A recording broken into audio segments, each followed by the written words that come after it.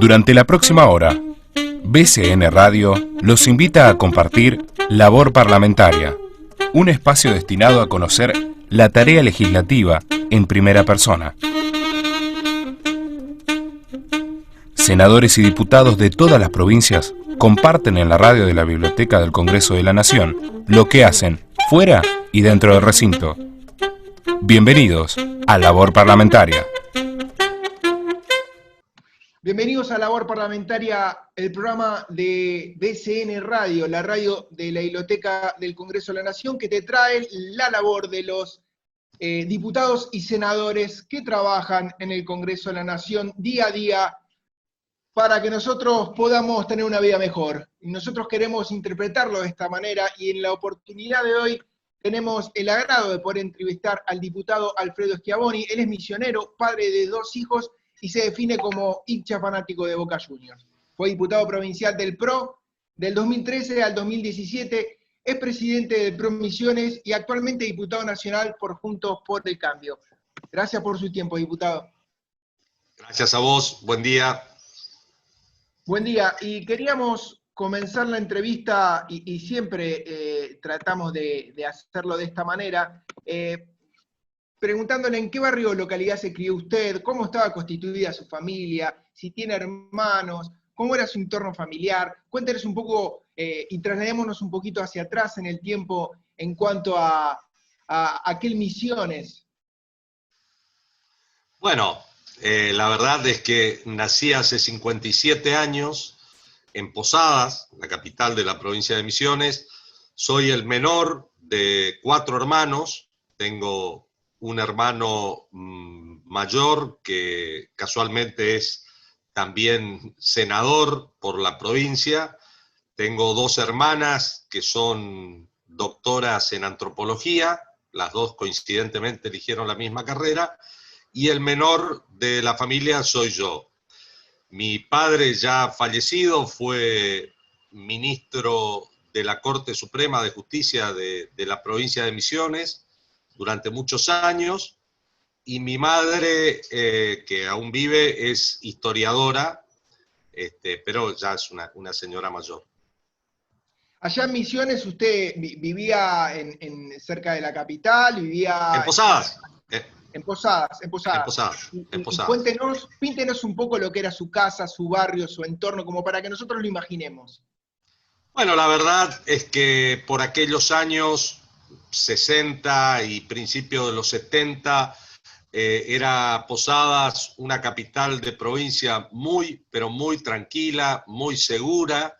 Te podría decir, sin exagerar, que toda la ciudad constituía el patio de nuestra casa, digamos, porque podíamos andar por cualquier lugar en bicicleta o ir a pescar al río Paraná, o ir a jugar al fútbol, a cualquier canchita, y la verdad, con total y absoluta seguridad, no existía por aquellos años la idea de echar llave a la puerta de acceso a las casas, se mantenía siempre abierta. Mamá no nos dejaba entrar con las bicicletas al patio porque había que pasar por el living comedor y ensuciábamos el piso, entonces las bicis las dejábamos en la puerta de calle y no había ningún problema.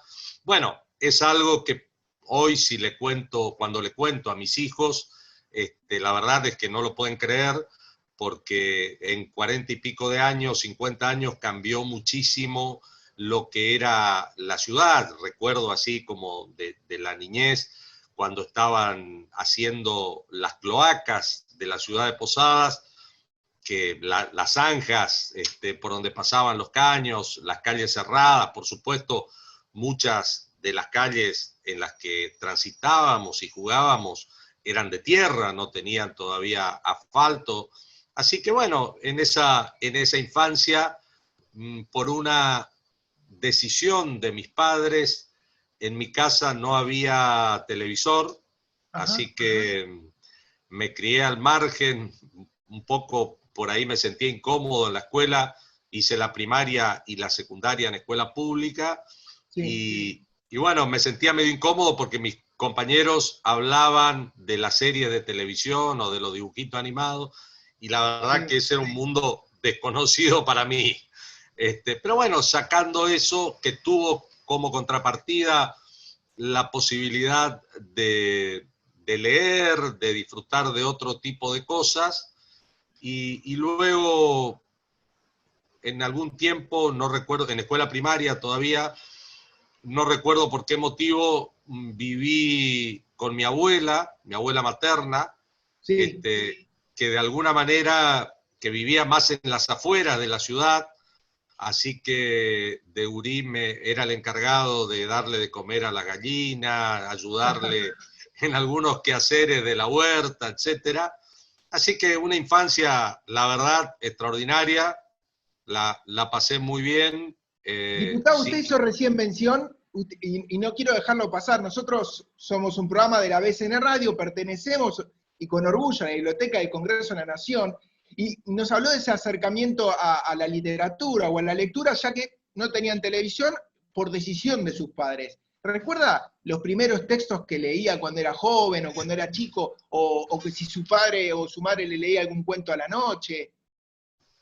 Mirá, de papá nos leía el Martín Fierro, Hermoso. que sí, la verdad que lo disfrutaba mucho, y después, como lecturas, por aquellos años los que nos iniciábamos en la lectura, siendo chicos, por supuesto, Tal cual. leíamos mucho de Emilio Salgari, leíamos, bueno, toda la saga del Tigre de la Malasia, todo ese tipo de literatura, y después estaba de moda, pero más centrado en los 70, el realismo mágico se había puesto como de moda, y bueno, eran los libros que había en mi casa, por otro lado, evidentemente que también leían mis padres, así que me introduje en esa literatura latinoamericana que, bueno, que no distaba mucho de la realidad. Inclusive la realidad que vivíamos en Misiones por ahí superaba esa fantasía del realismo mágico. Pero bueno, esas fueron mis primeras lecturas, y también, inducido tal vez por mis padres, los clásicos de la literatura rusa, siempre, bueno, que después los he vuelto a releer y a encontrarle otros matices, sobre todo a Dostoyevsky, totalmente otra percepción de la que tuve de niño o de adolescente, y también, y por una cuestión de que muchos de sus cuentos, sus relatos, se desarrollaban en la provincia de Misiones, Sí. Horacio Quiroga era una lectura frecuente en mi casa también. Qué lindo que haya podido haber sido atravesado por tan linda literatura y tan buenos textos como nos relata. Recién nos contaba que Alfredo Schiavoni era una persona cuando era joven, muy deportista, bicicleta, salir a correr con los amigos, jugar al fútbol. Vemos que el fútbol es algo que le apasiona. ¿Cómo era como alumno? ¿En la primaria, en el secundario, era un buen alumno o le costaba ir al colegio? A ver, como te contaba antes, soy el menor de 4 Sí. hermanos. Así que cuando me tocó hacer el jardín de infantes, yo ya sabía leer y escribir cuando ingresé al jardín de infantes, pero no por ser muy inteligente, sino por ser el menor de 4 hermanos. Entonces compartía con mis hermanas, sobre todo, que eran muy aplicadas cuando hacían sus tareas del hogar.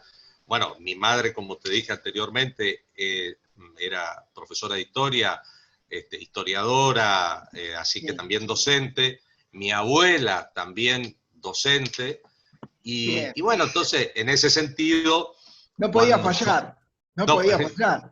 Por ósmosis me llegaban los conocimientos. Claro. Y eso, aunque te parezca mentira, también determina que uno sea medio vago cuando ya tiene algunos principios que un poquito por delante de lo que se estaba enseñando en el colegio. Claro, entonces, claro. ahí fui bastante indisciplinado porque me aburría, me querían hacer dibujar palotes y en realidad lo que yo quería hacer era calcar mapas, qué sé yo, hacer las cosas que yo veía que hacían mis hermanas. Exacto, sí. Tenía otra motivación. Era otra motivación. Pero después fui un alumno normal, qué sé yo, uno más del montón, no me destaqué por encima de nadie, pero tampoco recuerdo como un tránsito difícil, Claro. ni la escuela primaria ni la secundaria, por supuesto, ¿no? ¿Y en su casa, diputado, se respiraba política? ¿Se hablaba de política? Mientras hablaba de literatura, de Dostoyevsky y el tema de calcar mapas y la necesidad de no hacer más palotes. ¿Se hablaba de política? Sí, claro, por supuesto. Yo vengo de un hogar absolutamente politizado. Mis padres, mis tíos, los amigos, todos de papá eran personas vinculadas a la política, en su gran mayoría. Mi padre, siendo estudiante, le tocó justamente la caída del gobierno de Perón, estando ya saliendo de la universidad. Así que, bueno, fue presidente del Centro de Estudiantes en Córdoba, papá había estudiado en Córdoba, y era una universidad altamente politizada, la de Córdoba, siempre lo fue, imagínate por esos años. Así que, y mantenía una relación de amistad con el doctor Arturo Frondizi, así que éramos siempre vinculados a la política en mi casa. De hecho, papá fue dirigente político, fue funcionario público en algún gobierno y fue también candidato. No le acompañó el éxito electoral al viejo, pero sí un hogar vinculado a la política. Y después otros tíos, hermanos de mi madre, algunos dirigentes políticos provinciales, algún otro con mayor proyección, un hermano de mamá ya fallecido, fue en su momento secretario de Transporte de la Nación durante el último gobierno de Perón. Así que, bueno, siempre la familia muy vinculada a la política. Y usted, cuénteme sobre sus referentes políticos. A ver, lo podemos dividir en anteriores o en sus inicios ideológicos y actuales. Bueno, nosotros, por lo que te comenté antes, siempre tuvimos una vinculación al ideario de Frondizi y de Frigerio. Papá, siendo joven estudiante, era de la UCRI. Finalmente, la UCRI se transformó luego en el Movimiento de Integración y Desarrollo, el MID, y a partir de algunos frentes electorales que hizo el MID con el justicialismo, terminamos, o yo por lo menos terminé, afiliado al Partido Justicialista a fines de la década del 80. Y bueno, luego por esas cuestiones de la vida lo conocí a Mauricio Macri y me terminé desafiliando al justicialismo y afiliándome a lo que en ese momento era el PRO, un partido absolutamente de raigambre en Capital Federal y nada más. Sí. Y acepté el desafío de trasladar esta idea de Mauricio al resto del país. Así que desde ese momento me encuentro trabajando dentro de lo que luego fue con la fusión con Recrear, Propuesta Republicana, y bueno, es el espacio donde de alguna manera encontré la continuidad de muchas de las ideas y de los valores que sostenía el desarrollismo. Y bueno, eso me hizo sentir cómodo dentro del espacio del PRO y hoy sigo militando ahí, representando en la Tierra Colorada este movimiento político y ahora, a partir del 10 de diciembre pasado, representando a mi provincia en el Congreso de la Nación. Y ya que nos trasladamos a Misiones, ¿sí? Y que hablábamos de Tierra Colorada, vamos a hablar un poco de la realidad de la provincia. Usted como empresario, ¿cómo ve la realidad hoy de su provincia? Bueno, la verdad es que la veo con mucha preocupación porque veo que no se pueden resolver los problemas estructurales que nos anclan, no con exclusividad a la provincia de Misiones, creo que es un denominador común para la mayor parte de las provincias argentinas. Hay cuestiones estructurales que nos anclan al subdesarrollo. Y esto, lamentablemente, no hemos podido revertir en décadas de hacer política. Yo fui legislador provincial, fui vicepresidente segundo de la Cámara de Diputados de la provincia de Misiones. Durante la gestión del ingeniero Macri fui coordinador del Ministerio del Interior para la provincia de Misiones, un cargo ad honorem, pero me tocó ser como nexo entre el gobierno nacional y el gobierno provincial de 2015 a 2019, y lamentablemente lo vivo como una frustración y me preocupa mucho que problemas como la logística, problemas como la energía, la infraestructura de puertos, el ferrocarril, todo lo que podría ser lo que falta para que la creatividad y el emprendedurismo, en este caso de los misioneros, se pueda transformar en riqueza, se pueda transformar en agregado de valor, en productos donde tenemos ventajas comparativas, no se termina de plasmar en una realidad que beneficie al conjunto de la población. Sumado, Diputado, sí. lo interrumpo porque en cuanto a lo que usted me dice y a colación, siempre, a ver, cuando entrevisto a distintos diputados o legisladores, senadores de las provincias de Buenos Aires, generalmente me surge esta duda: ¿por qué es que en las provincias de Buenos Aires se depende tanto del Estado? ¿Sí? Y usted que viene desde el lado empresarial, ¿por qué cree que no puede haber más aportes del lado privado, como para que esto sea un poco más equitativo y que no se dependa tanto del Estado? Bueno, mira, yo creo lamentablemente que eso hoy, por lo menos en mi provincia, es deliberado. La provincia de Misiones se caracterizaba siempre por tener una dinámica propia y tener un muy bajo porcentaje de la población trabajando para el Estado. Yo no reniego del rol que le cabe al Estado como orientador de las actividades económicas, como priorizador de las actividades económicas. Me parece que de eso se trata la política precisamente, no solo de la actividad económica, sino de todas las actividades. No reniego de ese rol, pero tampoco aliento un Estado bolichero, un Estado metido en todas las actividades y tratando de regular, o como en el caso de la provincia de Misiones, un Estado que oprime impositivamente, sobre todo a las pymes. Nosotros, lamentablemente, los impuestos regresivos como ingresos brutos o el impuesto a los sellos son impuestos muy altos en la provincia de Misiones, lo que determina lamentablemente que muchas empresas se trasladen a la vecina provincia de Corrientes, donde encuentran mejores condiciones para desenvolverse. Entonces, eso no me hace augurar un buen futuro para las actividades económicas en mi provincia, sumado a que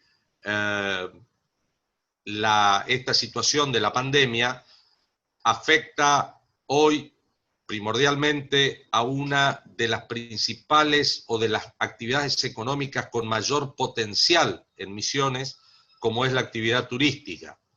Yo no pertenezco en la actividad privada al sector turístico, pero sí lo tengo identificado como uno de los factores de mayor desarrollo para Misiones, que es una tierra bendecida en cuanto a la belleza natural. Como siempre decimos, hasta los lugares feos son lindos en Misiones. Es toda la provincia en sí misma parece una escenografía de lo linda que es, y no poder aprovechar todo ese potencial, primero por falta de incentivos por parte del Estado. Y luego, por lo que afecta a la pandemia, la verdad que me preocupa y mucho, los pilares de la actividad económica en la provincia de Misiones son la foresto-industria, sí, incluyendo la fabricación de pasta celulósica, que levanta mucho el Producto Bruto Geográfico en este rubro, la yerba mate, obviamente, que es el producto madre de nuestro agro, el té, el tabaco y el turismo. Entonces, lamentablemente no observo que haya políticas claras en este sentido que alienten primordialmente este tipo de actividades. La verdad, sea dicha, no hay una orientación, un modelo aspiracional de provincia desde hace varias décadas. Y si a eso le sumamos la bajísima calidad institucional en la que cayó la provincia de Misiones, es un cóctel complejo. Hoy muchas personas que podrían ser potenciales inversores en la provincia de Misiones miran con 4 ojos y lamentablemente, como te dije anteriormente, sí, terminan decidiendo el destino de sus inversiones en Corrientes o en otra provincia que no sea Misiones. Diputado, usted recién mencionó la pandemia, y la verdad que cuando comenzó el coronavirus y empezamos a ver cómo se desarrollaba en el resto del país, muchos quisimos ser misioneros en el principio porque no tenían un caso. O sea, no sabemos si fue porque fue una de las provincias que mejor lo manejó o porque se cerraron a tiempo, pero la situación fue muy bien controlada en un principio. ¿Cómo se encuentra hoy el contexto que es cambiante y genera un montón de incertidumbre? Mira, la verdad es que no hay que ser necio, hay que darle la derecha en ese sentido al gobierno provincial en cuanto al tratamiento de la cuarentena y del cómo encaró la pandemia en la provincia, y realmente, te digo, yo estoy sorprendido de el bajo impacto en cuanto a contagios en la provincia, sobre todo teniendo en cuenta la gran superficie de frontera que tenemos con Brasil. Exacto, exacto.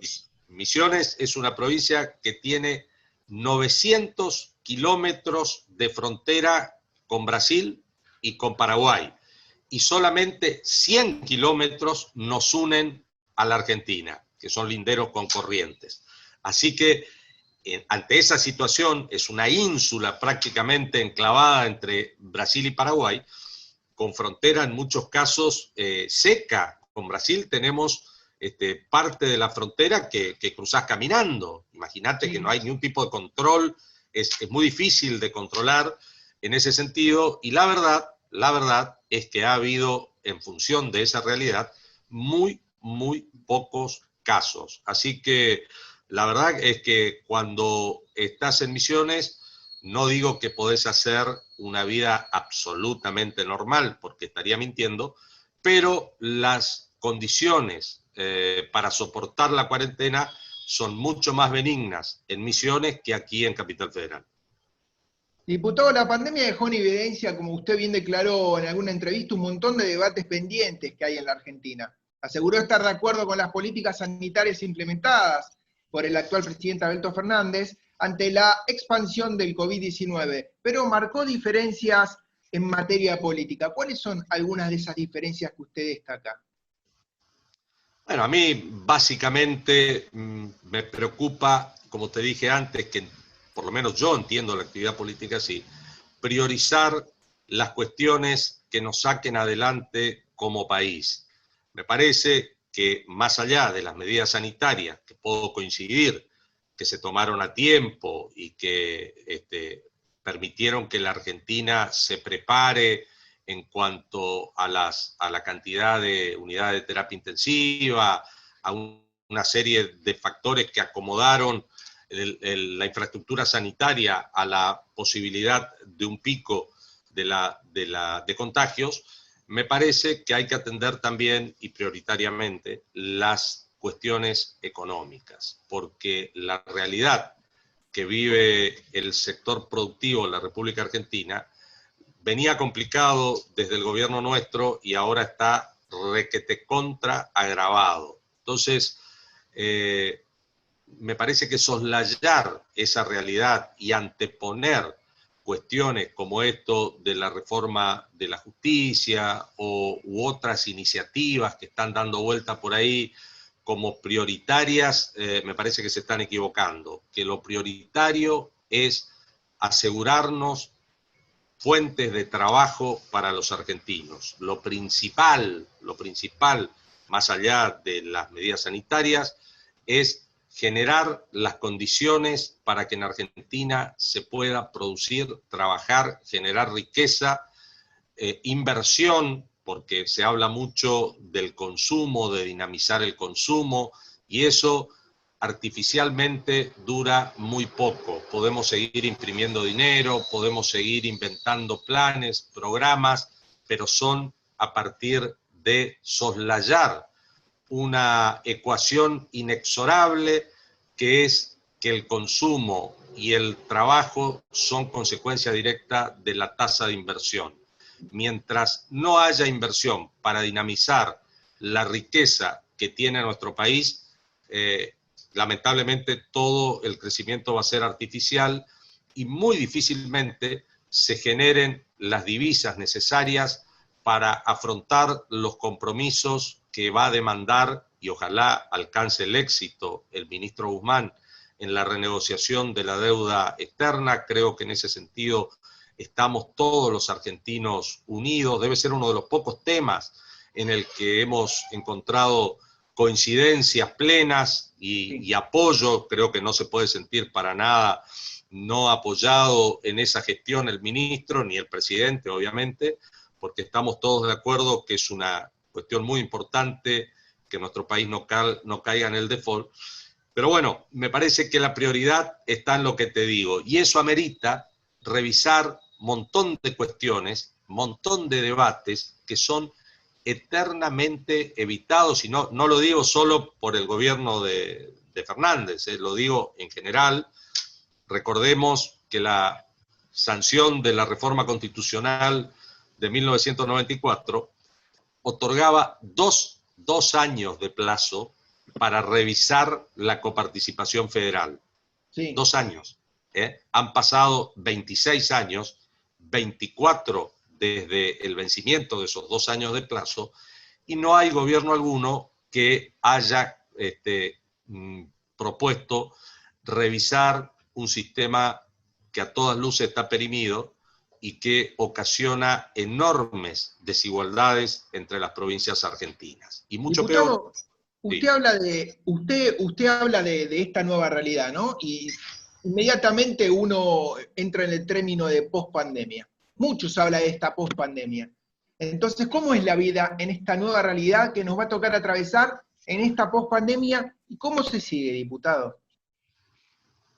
Mirá, la verdad es que ya hoy hablar de pospandemia, a mí me parece que tenemos que hablar de convivir con la pandemia o convivir con el coronavirus, porque las medidas de restricción de la circulación de personas son cada vez más complejas de implementar y controlar por el amesetamiento casualmente de la curva de contagios, lo que nos tiene que llevar a ser más inteligentes y a pensar en medidas que nos hagan convivir con la pandemia y al mismo tiempo poder seguir trabajando y generando, como te dije antes, riqueza para poder distribuir algo entre nuestros compatriotas. Entonces, me parece que ahí también hubo como un retraso en empezar a tomar las decisiones que te permiten convivir con la pandemia. Nos propusimos como que esto iba a tener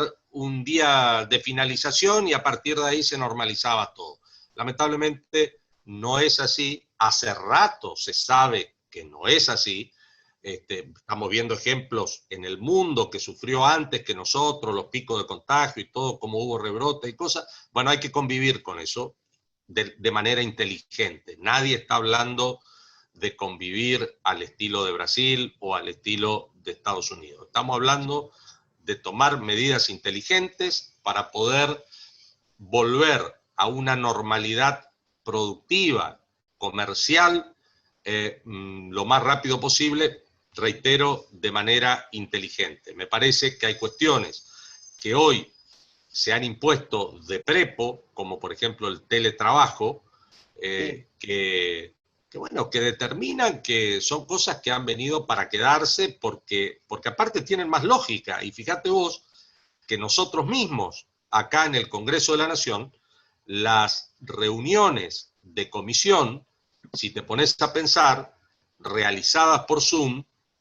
tienen más lógica que estar en forma presencial, porque la verdad es que quienes representamos a provincias lejanas a la capital federal, por el hecho de asistir a las reuniones de comisión de manera presencial, nos perdemos de estar en nuestros distritos, que son finalmente a los que estamos representando en el Congreso de la Nación. O sea que todo esto nos tiene que llevar a revisar cuestiones que las dábamos por sentada y que hoy, por imperio de las circunstancias, cambiaron y que me parece que son cosas que vienen realmente para quedarse.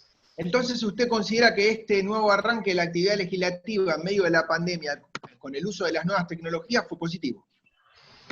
Yo creo que sí. Mirá, obviamente que para las sesiones me gusta más lo presencial, me gusta más estar en el recinto y la dinámica que tienen las reuniones en el recinto.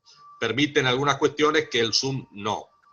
Pero para el trabajo de comisiones, y fíjate vos que me parece que hay mucho más asistencia de legisladores ahora a las comisiones que antes de tener el sistema de Zoom. Y me parece de la misma manera que estamos trabajando, no lo digo solo como legislador, sino como dirigente político, como empresario o como supongo que en la docencia estará pasando también un poco, estamos trabajando mucho más a partir de los Zoom, por lo menos yo participo de mucho más charlas, conversaciones, conferencias, estoy, te diría, hasta más informado que antes por el hecho de no tener que moverme a participar presencialmente de muchos eventos. Así que todo lo que significa un avance, bienvenido sea. Hay que trabajar para perfeccionarlo, para acostumbrarnos. Obviamente, yo por mi edad me cuesta por ahí más adaptarme que algún legislador que es más joven o que está más familiarizado con la tecnología. Pero bueno, son la hora del tiempo y hay que adaptarse a eso, y yo estimo que hace más productivo el tiempo que estar trasladándose permanentemente. Sin ninguna duda, y hay que atravesar esos miedos de barreras de edad o de conocimiento. Creo que nos ha aislado la pandemia en muchos aspectos, pero también nos ha acercado en otros, y como usted bien decía, la posibilidad de utilizar la tecnología y no tener que siempre depender de, bueno, a ver, no puedo estar en la misa ni en la procesión, que mi asesor vaya a la comisión. En este caso, el poder participar creo que ha sido algo productivo, y está buenísimo que los legisladores también puedan estar mucho más informados y participando en lo que son las comisiones, que la verdad que tratan temas muy interesantes. Absolutamente, pero bueno, obviamente implica un aprendizaje. Vos fíjate que, por ejemplo, cuando yo pasé por la universidad no existían todavía las PC. Principio de los 80, el tipo que tenía una Commodore 128 era lo máximo, y en el claustro no se daba nada referido a computación. Entonces, ese proceso que los nativos digitales lo incorporaron tan rápidamente, por ahí para otras personas, entiendo, es mucho más, cuesta mucho más, pero bueno, es una cuestión de adaptarse. Es una cuestión generacional, diputado. Yo tengo 41 años, yo me crié sin celular. Claro. O sea, y tengo una hija de 8, y yo se lo digo, y mi hija me abre los ojos y me mira como diciendo, ¿cómo sin celular, papá? Sí. O sea, no había Netflix, no había estas plataformas. O sea, uno con suerte tenía un VHS y podía alquilar una película en el videoclub, y era un mega evento. Entonces, y ni hablar de tener computadora. Y fíjese que las barreras generacionales nos atraviesan a todos, pero lo bueno es poder incorporarlas y poder atravesarlas. Y hablando de las comisiones, usted pertenece a la de Comercio, Agricultura y Ganadería, Economía y Desarrollo Regional, Pequeñas y Medianas Empresas, entre otras. ¿Qué temas se están tratando hoy por hoy, o qué proyectos nos puede comentar, ¿sí?, que usted esté tratando de implementar o esté desarrollando, que nos pueda ir adelantando en la labor parlamentaria? Bueno, mira, obviamente que las comisiones las elegí en función de lo que ocurre en mi provincia y de los temas que más conozco, ¿no es cierto? Entonces, estamos trabajando en la Comisión de Agro, en varios proyectos, pero básicamente en uno que consiste es un proyecto que ya tiene media sanción en senadores, pero lo estamos militando y trabajando nosotros en el ámbito de diputados, que es un proyecto de financiamiento para la agricultura familiar. La agricultura familiar es un sector que en realidad en la Argentina siempre estuvo asociado al asistencialismo. Y la verdad, sea dicha, es un sector con un enorme potencial.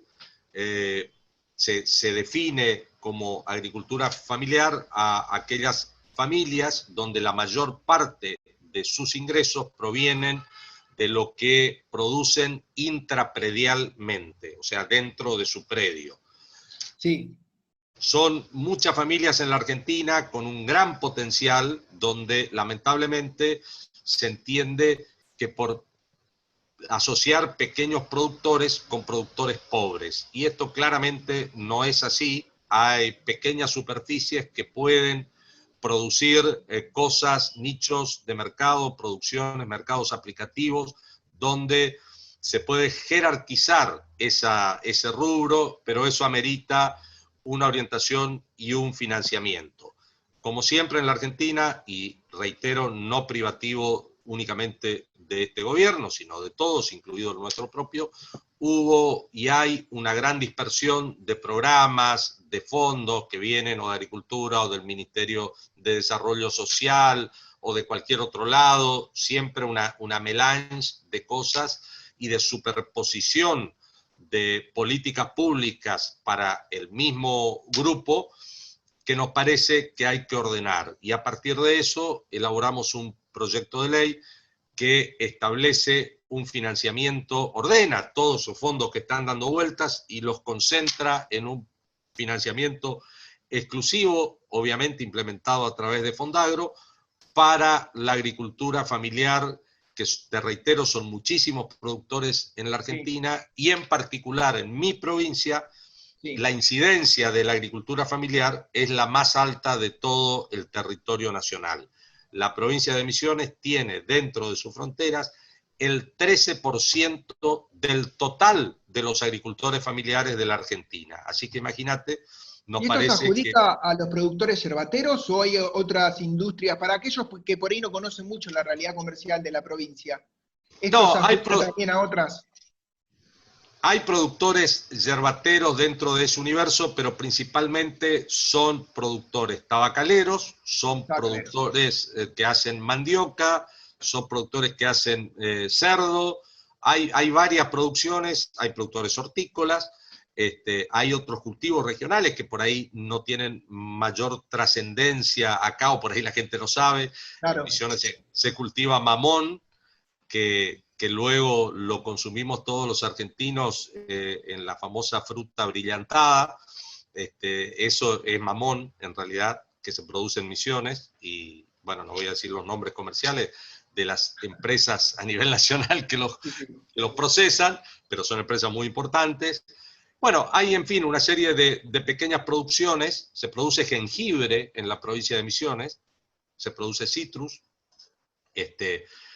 y todo eso requiere de un financiamiento, de un ordenamiento. Muchas veces no es solo plata, sino es manejo.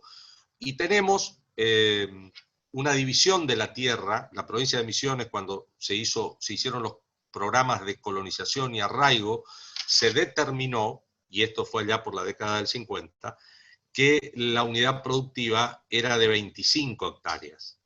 Así que la provincia de Misiones es una provincia que tiene mucho minifundio, y es exactamente igual lo que ocurre en el estado vecino de Santa Catarina, en Brasil, donde Sí. el promedio de los establecimientos agropecuarios es aún más chico que en Misiones, es de 19 hectáreas en Santa Catarina, pero están agrupados en cooperativas que son poderosísimas, que hoy no son solo cooperativas de producción, sino que son de servicio, de comercio, y ese debería ser un poco el modelo aspiracional al que debemos tender los misioneros, que no es la misma realidad de la producción en la zona núcleo o en la zona pampeana, que es otra realidad, no es ni mejor ni peor, digamos, es distinto, nada más, y nosotros tenemos que legislar para atender esa realidad, que por otro lado no es privativa de la provincia de Misiones. Hay otras provincias de la Argentina que tienen exactamente la misma realidad. Así que estamos trabajando en ese proyecto, estamos trabajando también en un proyecto que seguramente lo vamos a discutir la semana que viene en comisión, es el proyecto sobre el vandalismo en la zona rural, las incitaciones a destruir propiedad privada, a cortar silobolsa, bueno, lo que lamentablemente está ocurriendo. Sí. Hay un proyecto del oficialismo que casualmente es del presidente de la legislatura. Nosotros estamos elaborando otro alternativo que, y adelanto un poquito, sí, va más en sentido de también no solo castigar punitivamente a los autores materiales de este tipo de hechos, sino también a quienes incitan a los mismos, que deben tener el mismo grado de responsabilidad que aquellos que cometen el hecho en sí mismo. Nos parece que todo ese tipo de cosas no le ayudan en nada a la Argentina, cuando lo que tenemos que hacer es producir y laburar para salir adelante. Incitar a la violencia y a la destrucción de la propiedad, sea pública o privada, es una tontería que no lo debería hacer nadie. Estamos trabajando en eso, estamos también trabajando y aportando para la ley de Warren, que es algo muy importante desde el punto de vista del financiamiento de las actividades agropecuarias. Si bien es cierto, son mecanismos que ya existen, hay que adaptarlos y adecuarlos al momento actual. Y también nos parece muy interesante, muy importante, porque se introducen algunas consideraciones conceptuales que cambian la esencia misma de la garantía. Un productor tiene la mayor parte de su capital en la superficie de la tierra cuando está en proceso, y eso no le sirve para garantizar nada, y hay una bocha de plata metida ahí que hasta que no está convertido en un producto final que se pueda almacenar y guarrantear, no le sirve como garantía para nada. Entonces hay que estudiar eso, hay que mejorar las condiciones de financiamiento para los sectores productivos, y en ese sentido se inscribe esta nueva ley de Warren que estamos debatiendo en la Comisión de Agro. Diputado, para ir finalizando, nos encanta escucharlo y que nos cuente sobre sus proyectos y estas nuevas actualizaciones o modificaciones en las posibles leyes que estén actualmente funcionando. Pero quisiéramos para cerrar, que nos cuente qué es lo que nos estamos perdiendo de Misiones cuando no vamos a visitar Misiones. Y quiero que se vaya un poco de lo convencional, que usted como misionero de pura cepa me diga, Gustavo, yo conozco Misiones, es increíble, lo recomiendo siempre porque es una aventura, pero digo, Gustavo, tenés que venir a tal y tal lugar si nos visitás. Bueno, Gustavo, te reitero lo que dije antes. Misiones, hasta los lugares feos son lindos. Toda la provincia tiene lugares que no están en los circuitos turísticos tradicionales, una infinidad de saltos, de cascadas, de arroyos para ir a tomar mate, aunque sea, que son espectaculares. Tiene los saltos del Moconá, que son una particularidad increíble, en vez de ser perpendiculares al curso del río, son paralelos al curso del río Uruguay. Es algo fantástico de ver. Estamos hablando siempre finalizada la pandemia, obviamente, para visitar todos estos lugares. y básicamente tiene una mezcla en el capital humano que es muy particular, porque como te dije antes, somos fronterizos con Brasil, con Paraguay, y a eso le agregamos un chorro de corrientes migratorias de todos lados, que se ve plasmada en la fiesta del inmigrante, fiesta nacional del inmigrante que se hace en la ciudad de Oberá, que también es un espectáculo gastronómico, y eso es lo que vivís en toda la geografía provincial. A mí particularmente, soy nacido y criado en la provincia de Misiones, soy bastante fanático. Sí.